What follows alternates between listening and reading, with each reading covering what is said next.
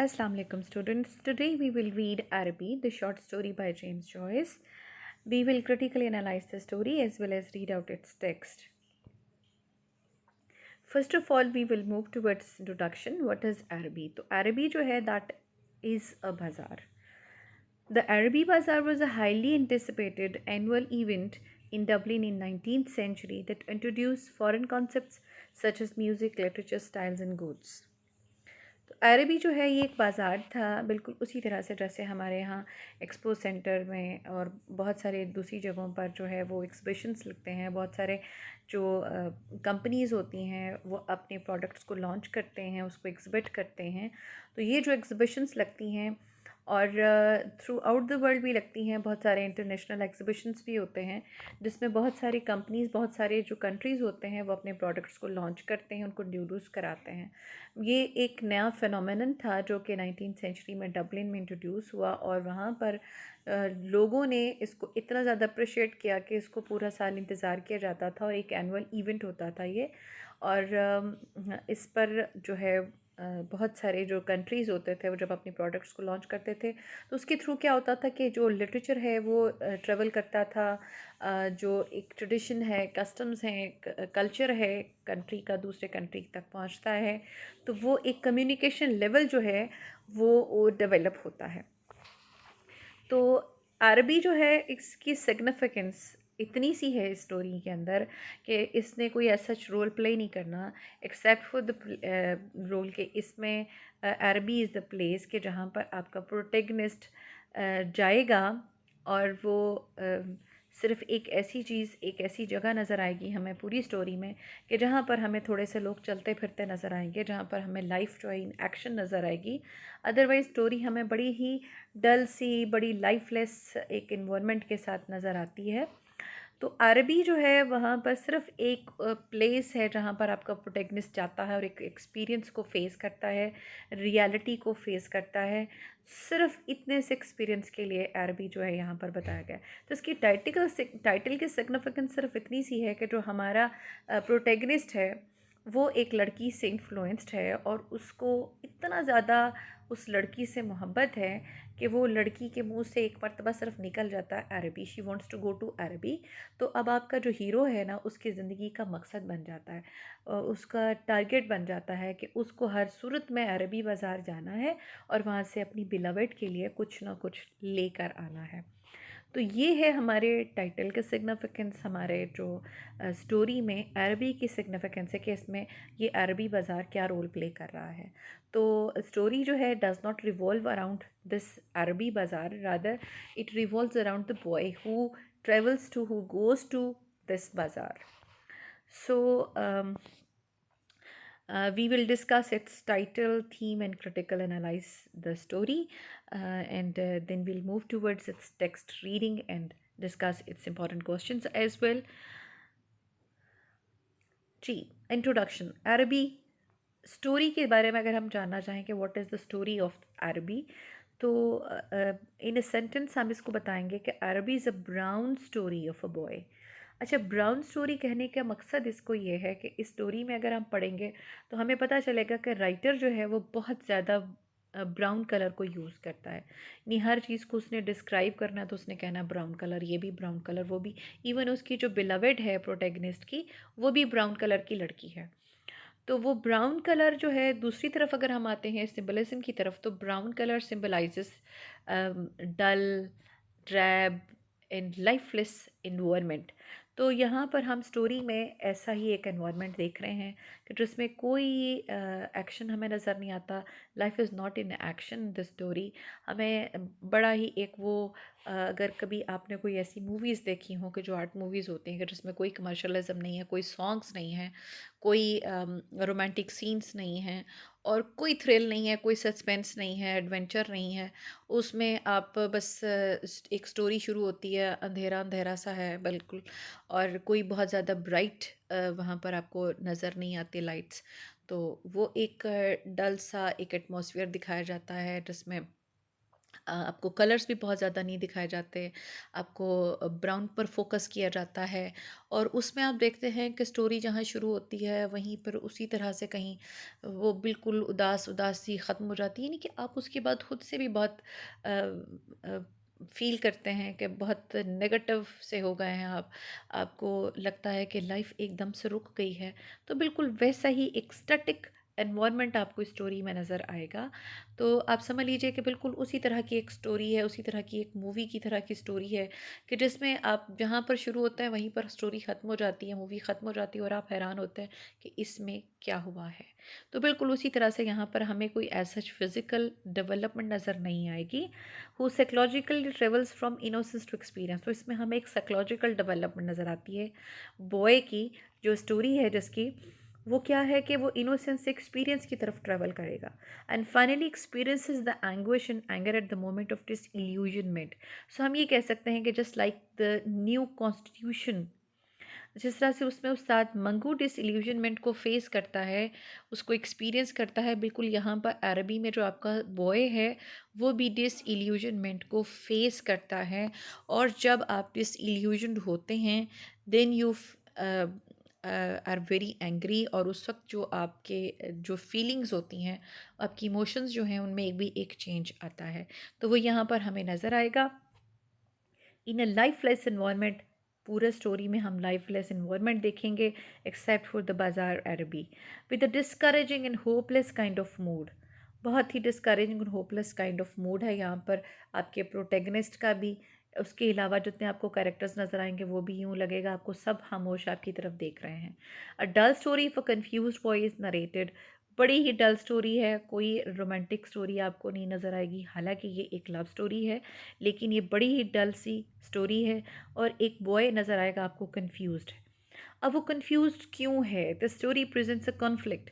अब वो कंफ्यूज इसलिए है कि he is facing a conflict. Conflict किसके दरमियान? Between the objective world and the feelings of protagonist. यानी प्रोटैगनिस्ट जो है वो खड़ा है, एक तरफ उसके ऑब्जेक्टिव वर्ल्ड है, ये दुनिया है, और दूसरी तरफ उसकी अपनी फीलिंग्स हैं। अब वो दोनों के दरमियान कंफ्यूज है कि किसको प्रेफर करे, किसको फॉलो करे और किसको छोड़ दे। तो ये एक कॉन्फ्लिक्ट उसको नज़र आएगा, यहाँ पर हमें स्टोरी में मिलेगा, इसलिए आपका जो प्रोटेगनिस्ट है वो कंफ्यूज्ड है। We meet the protagonist.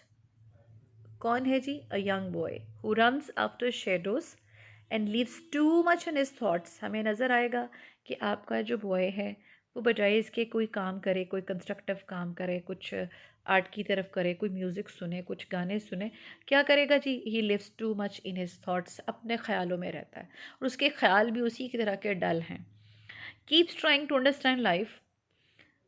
असल में वो एक ऐसी स्टेज पर है, एक ऐसी स्टेज पर है जहाँ पर वो लाइफ को अंडरस्टैंड करने की कोशिश कर रहा है, लव एंड एक्सपीरियंस को अंडरस्टैंड करने की कोशिश कर रहा है। तो ये है वो जहाँ से वो इनोसेंस से एक्सपीरियंस की तरफ ट्रेवल करता है। Dull and drab love story in which the protagonist loves the sister of his friend. और बिल्कुल आसान सा टारगेट है, अपने फ्रेंड की सिस्टर है जिसको वो बहुत ज़्यादा इन्फ्लुएंस्ड है बिकॉज़ वो इससे एज में बड़ी है। हमें जो राइटर के बताने से जो हमें स्टोरी से पता चलता है वो यही है कि वो अपने भाई से बड़ी है जिसका ये फ्रेंड है। Looks her from Windows.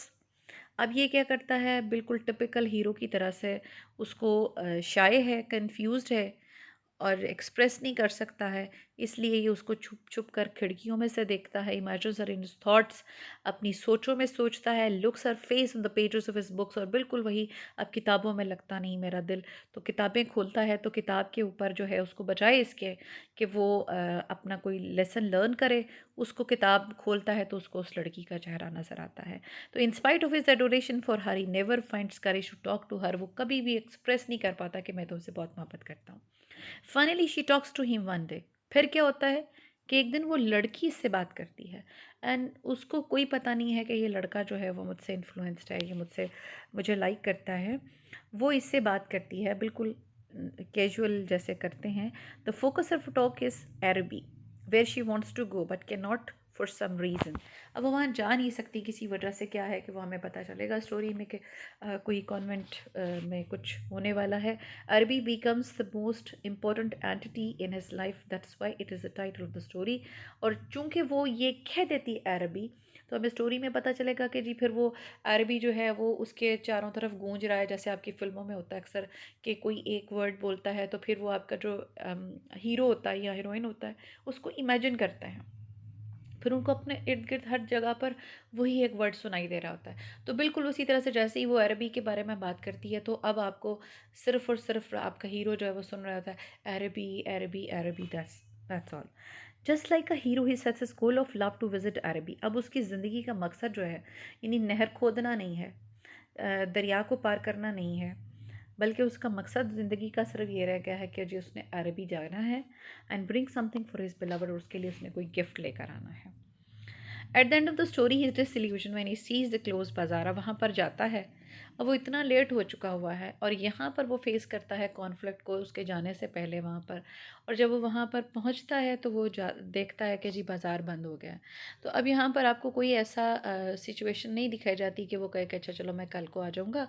वो ये बताया जा रहा है कि वो क्लोज बाज़ार है, he realises his own vanity in foolishness, और अब उसको अंदाज़ा होता है कि वो इतना फुलिश है और वो ख्वाबों के पीछे भाग रहा है, अपनी इमेजिनेशंस के पीछे भाग रहा है, अपनी इल्यूजन्स के पीछे भाग रहा है, his unprofitable use of time, the futility of life, ये सारी चीज़ें एक्सपीरियंस करता है। यही है वो स्टेज के जहाँ पर वो मेच्योर होता है। वो एक जो इनोसेंस है उसके लेवल से वो एक्सपीरियंस के लेवल तक, मेच्योरिटी के लेवल तक ट्रैवल करता है। The writer uses stream of consciousness in the story. अब ये एक बहुत इंपॉर्टेंट टर्म है, स्ट्रीम ऑफ कॉन्शियसनेस। जहाँ पर जेम्स जॉयस की बात आए तो वहाँ पर स्ट्रीम ऑफ कॉन्शियसनेस की बात ज़रूर आती है। तो स्ट्रीम ऑफ कॉन्शियसनेस क्या होता है कि जी आप एक वक्त में, ये एक्चुअली आपका माइंड जो कुछ सोच रहा होता है, जो कुछ एक्सपीरियंस कर रहा होता है, तो राइटर ने उस सारी की सारी चीज़ को आपके सामने रख दिया। बिल्कुल उसी तरह से जैसे आप क्लास में बैठे हुए हैं, आपने लेसन अटेंड किया, आप घर चले गए, अब आप घर जाकर जब पढ़ने हैं बैठे हैं, तो अचानक से कोई एक वर्ड आता है, उस वर्ड से आपको याद आता है कि अच्छा मुझे टीचर ने ये मीनिंग बताया था। उस मीनिंग बताने पे अचानक से आपको याद आता है कि वो मीनिंग जो था वो टीचर ने फ़लाँ से पूछा था और फ़लाँ स्टूडेंट ने खड़े होकर बताया था। अब आपको वो स्टूडेंट से ये याद आता है कि अच्छा वो स्टूडेंट जो है तो वो कैसा मतलब उसका चेहरा है, उसके बाल कैसे हैं, वो ये ऐसे है वो वैसे है। उससे आपको कोई और कैरेक्टर याद आता है। उससे फिर आपको अचानक से याद आता है कि फ्यूचर में जो है वो आप ऐसा तो बिल्कुल भी नहीं करने वाले हैं। तो फिर उससे फिर आपको फ़ौरन जो है उस फ्यूचर में चलते-चलते आपको कोई एक चीज़ क्लिक करती है, आप फ़ौरन प्रेज़ेंट में आ जाते हैं। तो ये है एक स्ट्रीम ऑफ कॉन्शियसनेस कि जिसमें आप बह रहे हैं वक़्त के साथ-साथ। कभी आप प्रेज़ेंट में होते हैं, कभी पास्ट में होते हैं, कभी फ्यूचर में होते हैं। तो बिल्कुल एक आपको रियल पिक्चर दिखाई जाती है कि जैसा आपका माइंड सोच रहा होता है, वैसे ही आपको स्टोरी में दिखाया जाता है। यानी कि वो पुराने ज़माने की तरह के नहीं दिखाया जाता है कि आपको शुरू से शुरू बताई जाती है कि जी एक घर है, उसमें ये लोग रहते हैं, उनके ये बच्चे हैं, अब ये बड़े हो रहे हैं, अब ये बड़े हो गए हैं। जैसे पुराने आपकी मूवीज़ में दिखाया जाता था कि पहले वो आपको एक वो सिर्फ इतना सा शॉर्ट एक स्पैन दिखाया जाता था कि जिसमें दिखाते थे कि जी वो एक खातून है, वो अपने बच्चों के लिए मेहनत कर रही है और क्या कर रही है, वो मशीन चला रही है। तो उसके बाद उसका पहिया जो था वो चलाया दिखाया करते थे, और उसके बाद फिर वो आपकी जो प्रेजेंट है वो स्टार्ट होता था। तो वो पास्ट को दिखाया करते थे। लेकिन अब क्या है, जो जेम्स जॉयस ने अब हम यहाँ पर बताया कि हम एक ही वक्त में प्रेजेंट में होते हुए आपको पास्ट भी दिखाया जा रहा है, प्रेजेंट में होते हुए आप फ्यूचर में भी हैं। तो ये सब चीज़ें जो हैं वो क्या है, stream of consciousness. The continuous flow of sense, perceptions, thoughts, feelings and memories in the human mind is called stream of consciousness. तो इनफैक्ट ये है क्या, एक लिटरेरी टेक्निक है which presents the thoughts and feelings of a character as they come in his mind, जैसे ही आती हैं। तो ये कोई ऐसा कुछ रूल नहीं है, कोई सेट प्रिंसिपल नहीं है कि आप ज़रूर पहले 1970 से शुरू करेंगे तो फिर आप 1980 पे आएंगे, फिर आप 1990 के बारे में सोचेंगे, फिर आप 2010 के बारे में सोचेंगे। ऐसा बिल्कुल नहीं है। ये आपका माइंड है, वो जो मर्ज़ी सोच सकता है। यानी कि आप बैठे बैठे अभी इस वक्त जो है वो 2022 में बैठे हैं, तो आप 2021 की बात सोच रहे हैं, सोचते सोचते आप 19 1920 पे चले जाते हैं, 1920 से आप 1980 पे आ जाते हैं, 1980 से 1975 पे चले जाते हैं, 1975 से एकदम जंप करते हैं 2011 पे आ जाते हैं, 2011 से आप 2006 पे चले जाते हैं। मतलब इस तरह से ये आपकी मर्ज़ी है, आपका माइंड जो है जैसे सोच रहा है। It is an attempt to reflect all the forces external and internal influencing the psychology of a character at a single moment. तो यहाँ पर ये दिखाया जाएगा आपका कैरेक्टर बिल्कुल उसी तरह से कि जो एक्सटर्नल फोर्सेस हैं और जो उसके इंटरनल फोर्सेस हैं, यानी कि जो इंटरनली जो उसका माइंड सोच रहा है वो, और जो एक्सटर्नल फोर्सेस हैं जो वो प्रेशराइज कर रहे हैं वो, उन सबको मिलाकर आपका कैरेक्टर क्या करता है। तो क्या नज़र आता है हमें? एक कंफ्यूज्ड लड़का नज़र आता है जिसके पास जो ऑब्जेक्टिव वर्ल्ड के और अपने फीलिंग्स के दरमियान में खड़ा है, यानी एक्सटर्नल फोर्सेस और इंटरनल फोर्सेस के दरमियान में खड़ा है। तो इंपॉर्टेंट क्वेश्चंस हम क्या करेंगे जी, before we start with our text हम इसको डिस्कस कर लेते हैं कि हमारे 3 क्वेश्चंस इंपॉर्टेंट बनेंगे। Title and theme of the story, character the protagonist, use of stream of conscious in the story. तो इनमें से जो फर्स्ट टू क्वेश्चंस हैं they are very much important, लेकिन use of stream of consciousness in the story ये भी आप ज़रूर करेंगे। कॉन्शियसनेस इन द स्टोरी तो ये हम करेंगे जी। अरबी है, टेक्स्ट हम पढ़ते हैं जी, और बिल्कुल उसी पहले की तरह हम सिलेक्टिव टेस्ट पढ़ेंगे कि जिसमें हमें कोई एक डेवलपमेंट नज़र आ रही हैं जो कि थोड़ा सा हमें लगता है कि ये इम्पोर्टेंट हमें ज़रूरी है जानना, तो वो हम पढ़ेंगे। नॉर्थ रिचमंड स्ट्रीट है जी, being blind was a quiet street except at the hour when the Christian Brothers school set the boys free। अच्छा, यहाँ पर ब्लाइंड को हमने अंडरलाइन करना है, और वो हमें ये बताने की कि एक तो हमें यहाँ पर जो स्टोरी है वो बिल्कुल एक ब्लाइंड एली की तरफ नज़र आती है, और दूसरा जो है वो जो स्ट्रीट है वो भी एक लिटरल मीनिंग में वो एक ब्लाइंड स्ट्रीट है। तो इसमें Christian brother school set the boys free, इसमें क्रिश्चियन ब्रदर स्कूल जो इसने बताया है, तो राइटर जो है वो थोड़ा सा जो है एंटी रिलीजियस है। अब यहाँ पर क्या है कि इसकी जो ग्रूमिंग हुई थी, इसकी हिस्ट्री में अगर हम जाते हैं तो हमें पता चलता है इसकी जो ग्रूमिंग हुई थी वो बड़ी एक स्ट्रिक्ट रिलीजियस एनवायरनमेंट में हुई। लेकिन ये जब बड़ा हुआ तो इसको लगा कि जी जो आपका रिलीजन है वो आपको बाउंड कर देता है, तो उसको लगा कि जी हम तरक्की नहीं कर पाते हैं, हम आगे नहीं बढ़ पाते हैं। तो इस वजह से उसको लगा कि जी अगर आपका रिलीजन आपको फ्री कर दे तो फिर आप वहाँ से भागेंगे, बिल्कुल जैसे यहाँ पर होगा जी। An uninhabited house of two storeys so stood at the blind end. इस स्ट्रीट के अंदर एक 2 स्टोरी हाउस है, detached from its neighbour in a square ground. The other houses of the street, conscious of decent lives within them, gazed at one another with brown imperturbable faces। अब ये brown faces के साथ कौन देख रहा है एक दूसरे को? घर देख रहे हैं। अब यहाँ पर आप ये देखिए कि उसने घर को ही पर्सोनिफाई कर दिया जी। Houses are looking at each other, लोगों के पास तो टाइम नहीं और लोग आपको नज़र भी नहीं आ रहे।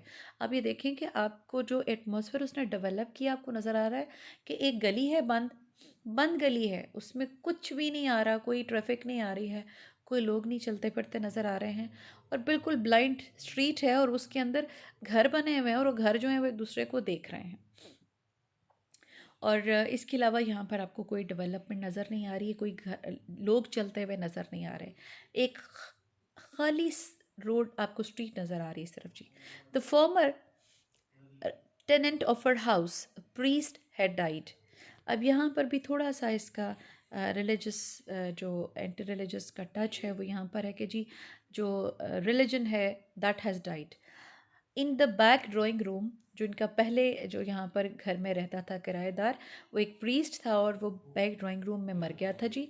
Air musty from having been long enclosed hung in all the rooms, and the waste room behind the kitchen was littered with old useless papers। अब ये हमने मस्टी, वेस्ट एंड यूजलेस को अंडरलाइन किया है, तो अब ये देखेंगे कि आपका राइटर जो है वो इन्हीं चीज़ों के गिर्द घूम रहा है। तो यहाँ पर हम इन चीज़ों की बात करें जी। Among these I found a few paper covered books the pages of which were curled and damp। सब चीज़ें पुरानी हो चुकी हैं, कोई भी चीज़ आपको फ्रेश और लाइवली नज़र नहीं आ रही है, बड़ा डल सा एटमॉस्फेयर है जी। The wild garden behind the house contained a central apple tree. अब ये contained central apple tree को भी हमने रेड में मार्क किया है जस्ट टू अंडरलाइन इट कि जो एप्पल ट्री है ये सिंबलाइज कर रहा है उस एप्पल ट्री को जिसका एप्पल जो है वो हज़रत आदम अलैहिस्सलाम और हज़रत हव्वा अलैहिस्सलाम एडम एंड ईव ने खाया था और वो क्या थी, वो उनकी फॉल थी। ये इसने इसको यहाँ पर सिंबलाइज करने की कोशिश की है। And a few struggling bushes under one of which I found the late tenant's rusty bicycle pump. अब जी रस्टी बाइसिकल पंप शो करता है कि वक्त गुजरता चला जा रहा है। अब आप ये देखेंगे कि सिर्फ एक आपका राइटर है और वो ये सारी चीज़ें देखता चला जा रहा है, उसके अलावा आपको कोई नज़र नहीं आ रहा है यहाँ पर। He had been a very charitable priest in his will. He had left all his money to institutions and the furniture of his house to his sister. तो ऑल जो है ये उसने क्रिटिसाइज़ करने के लिए किया कि जितने भी पैसे थे तो वो पैसे उसके अपने तो थे नहीं, वो तो चैरिटी थी, डोनेशंस थे जो कि उसने इंस्टीट्यूशंस को दे दिए। तो जो उसके घर का फर्नीचर था वो उसने अपने सिस्टर को दे दिया।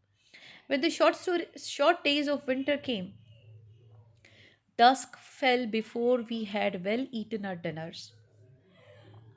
When we met in the street, the houses had grown somber. The space of skies above us was the color of ever changing violet, and towards it, the lamps of the street lifted their feeble lanterns. अब जी बड़ा ही डल सा atmosphere है। ये गली में जब निकलते हैं तो आसमान जो है उसका कलर भी जो है वो वायलेट है और जो लैंप्स हैं वो भी बड़े, उनकी रोशनी भी बहुत ही डिम सी है। तो बड़ा ही डल सा एक एटमॉस्फेयर उसने क्रिएट करने की कोशिश की है जी। The old air stung us and we played till our bodies glowed, our shouts echoed in the silent street. नहीं, आपको एको उसी वक्त निकलती है ना जिस वक्त बहुत खाली होता है सब चीज़ें, तो वहाँ पर जो इनकी आवाज़ें जो हैं वो गूंज रही हैं गली में। When we return to the street, light from the kitchen windows had filled the areas if my uncle was seen turning the corner. अब आपको एक अंकल नज़र आए हैं, अभी उस वक्त से जब से स्टोरी शुरू हुई है एक अंकल नज़र आए हैं और जैसे ही वो नज़र आए हैं we hid in the shadow. तो जो आपका प्रोटेगनिस्ट है अलॉन्ग विद हिज फ्रेंड्स वो छुप कहाँ गए हैं जी, शेडो में छुप गए हैं। यानी ये हमने जो पहले भी बात की थी कि शेडोज़ के पीछे भागने वाले।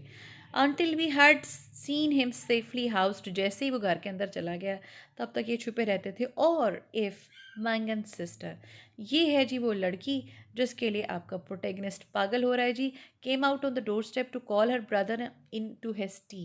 सिर्फ एक आपको यहाँ पर नज़र आएगी आवाज़ जो आपको लगेगा कि थोड़ी सी लाइवली है, कि जहाँ पर आपको थोड़ा सा लाइफ का एहसास हो रहा है कि वो आवाज़ देगी अपने भाई को, Mangan. We watch her from our shadow peer up and down the street. अब ये फिर उसको छुप कर देख रहे हैं। We waited to see whether she would remain to or go in, and if she remained we left our shadow and walked up to Mangan steps resignedly. कि आखिरकार हमें थक हार कर जाना ही पड़ता था अगर वो खड़ी रहती थी कि निकलो बाहर। She was waiting for us, her figure defined by the light from the half-open door. Her brothers always teased her before he obeyed, and I stood by the railings looking at her. इसका एक ही काम है, उसको देख रहा है। Her dress swung as she moved her body, and the soft rope of her hair tossed from side to side. यानी दुनिया एक तरफ चल रही है और आपके जो प्रोटेगनिस्ट है वो अपने काम में बिजी है। एवरी मॉर्निंग आई ले on the floor in the front parlour. अभी इनके घर के अंदर जो एक रूम है वहाँ से सामने उसका घर नज़र आता है, वॉचिंग हर डोर, और ये उसको देख रहा है। वहाँ पर बैठा है जी। The blind was pull down to within an inch of the sash so that I could not be seen. अब ये इतना डर रहा है कि मुझे देख भी ना ले वो, कि मैं देख रहा हूँ उसको। And when she came out on the door step my heart leaped. और जैसे ही वो सुबह घर से जाने के लिए निकलती थी, I ran to the hall, seized my books and followed. और ये भी पीछे निकल पड़ता जी। बिल्कुल टिपिकल सा आपका हीरो हीरोइन वाला, कि एक ही एक फिजिकल डेवलपमेंट चल रही है। हीरोइन आगे आगे जा रही है, हीरो पीछे पीछे जा रहा है। I kept her brown figure always in my eye. Brown आ गया जी।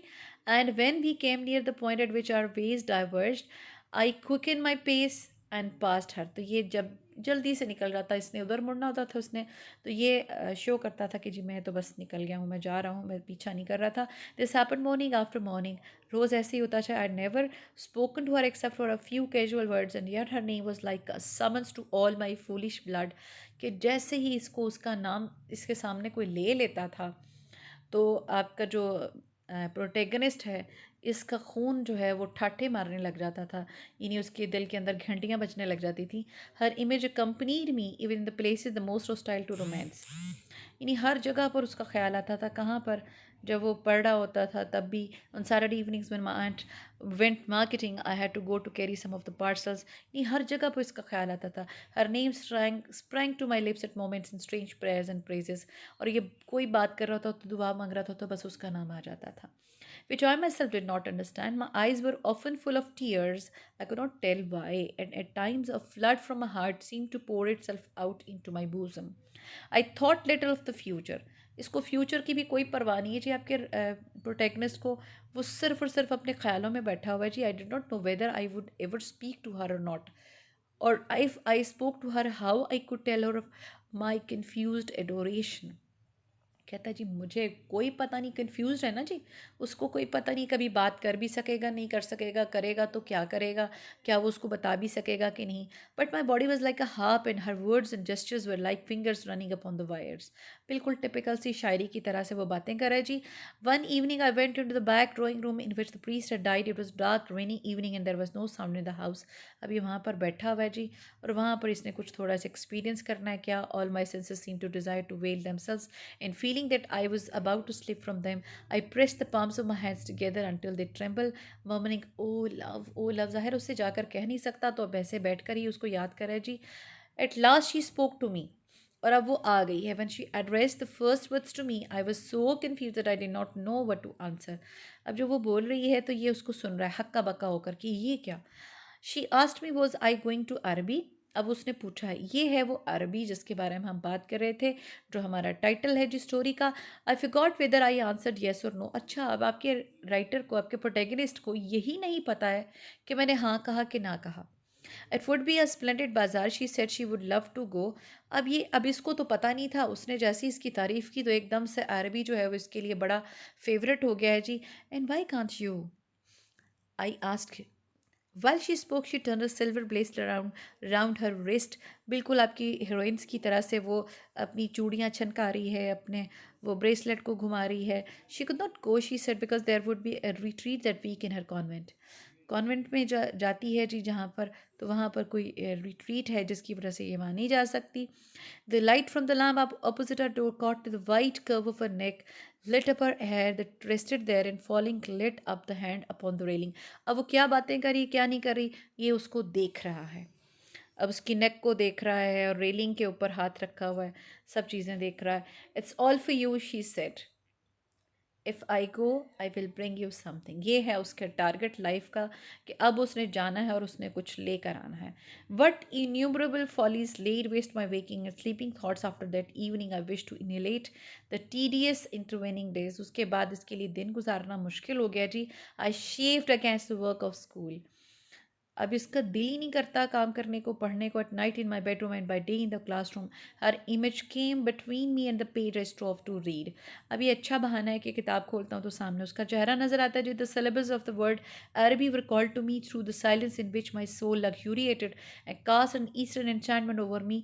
और जब वो अरबी उसके मुंह से निकल रहा है तो वो जो वर्ड्स हैं वो syllables के साथ निकल रहे, ए रे बी, इस तरह करके निकल रहे हैं, और वो उसके ऊपर एक जादू सा कर रहे हैं। I asked for leave to go to the bazaar on Saturday night, और उसने डिसाइड कर लिया कि सैटरडे नाइट को जाएगा। उसने घर में इन्फॉर्म कर दिया जी। On Saturday morning I reminded my uncle that I wish to go to the bazaar in the evening.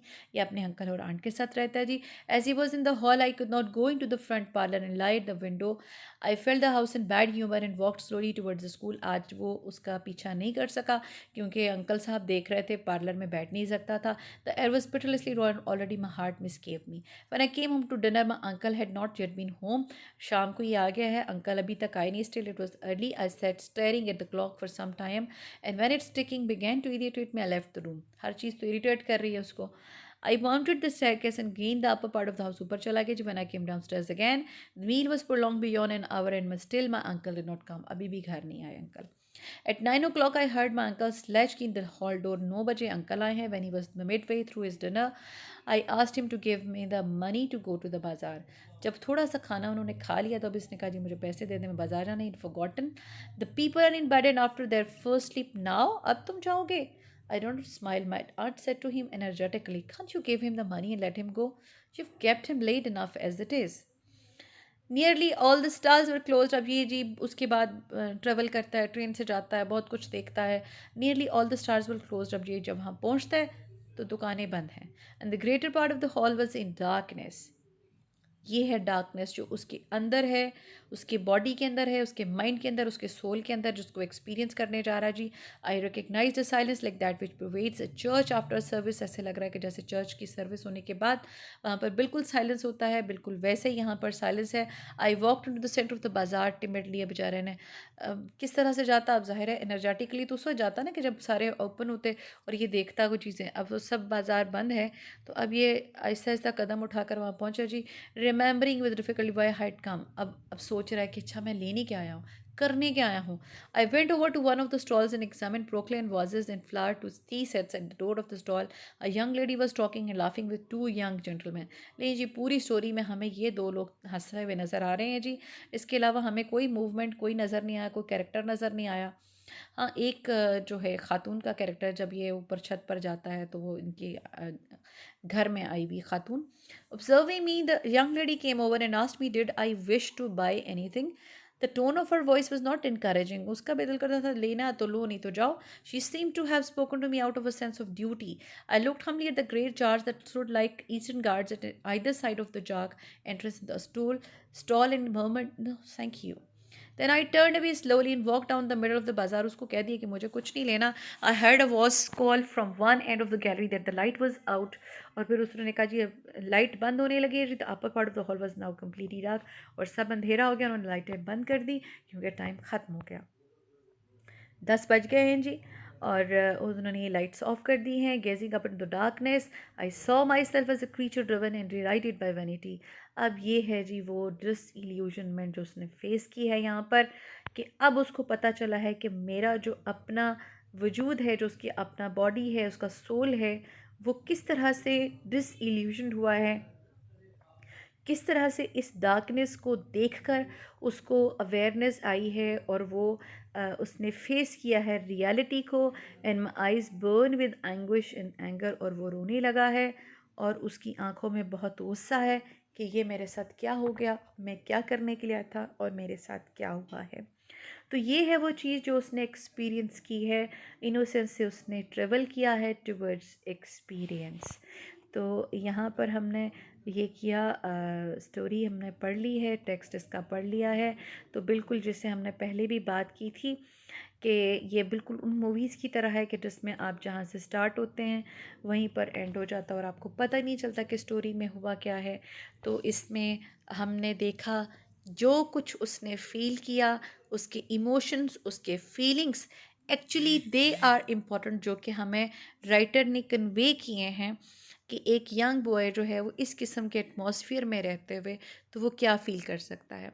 तो इनफैक्ट वो जो ब्राउन कलर है, वो जो लाइफलेस एनवायरनमेंट है, वो एक्चुअली रिफ्लेक्शन है उसके उन कंफ्यूज्ड फीलिंग्स का, कंफ्यूज्ड इमोशंस का। आपने अक्सर सुना होगा कि जब आपका दिल उदास होता है तो आपको मौसम भी उदास लगता है। तो वो बिल्कुल इसी तरह से होता है कि जो कुछ आप सोच रहे होते हैं बिल्कुल वैसा ही आपको आपके बाहर एटमॉस्फेयर, आपकी सराउंडिंग्स बिल्कुल वैसे ही आपको मिलता है। तो ये जो ब्राउन कलर है स्टोरी का, ब्राउन कलर इन्वायरमेंट है, लाइफलेस इन्वायरमेंट है। In fact, it is the reflection of his thoughts, his feelings, his confused personality. This is all about your story, Arabi. Thank you, and Allah Hafiz.